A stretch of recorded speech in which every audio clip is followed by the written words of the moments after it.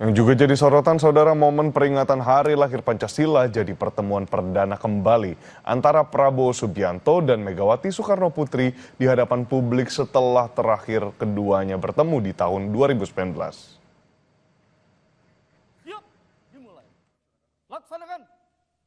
Ada momen menarik keakraban sejumlah tokoh saat Hari Lahir Pancasila tahun ini. Di antaranya Presiden Prabowo dan Megawati Soekarno Putri.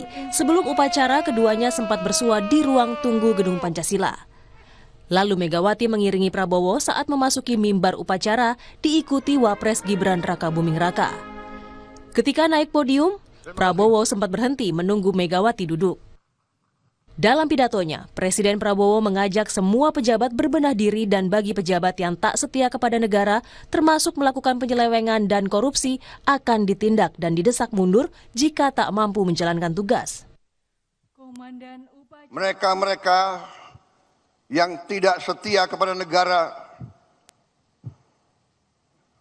akan kita singkirkan dengan tidak ragu-ragu, tanpa memandang bulu, tanpa melihat keluarga siapa, partai mana, suku mana yang tidak setia kepada negara, yang melanggar undang-undang, yang melanggar undang dasar, akan kita tindak.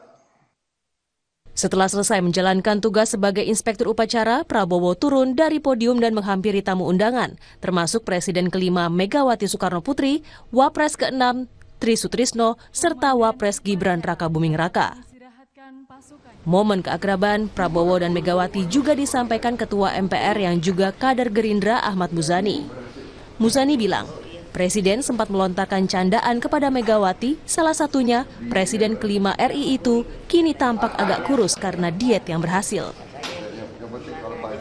Suasana pertemuan di antara Presiden Prabowo dengan Presiden kelima Republik Indonesia, Ibu Megawati Soekarno Putri, berlangsung sangat akrab, penuh kekeluargaan dan saling banyak bercanda. Di antara keduanya juga ada berbisik yang saya terus terang belum tahu apa yang dibisikkan.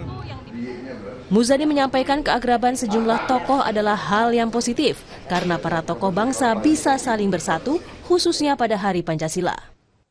Selain Megawati, dalam acara turut hadir Wapres ke-6 Tri Sutrisno dan juga Wapres ke-10 dan ke-12 Yusuf Kala.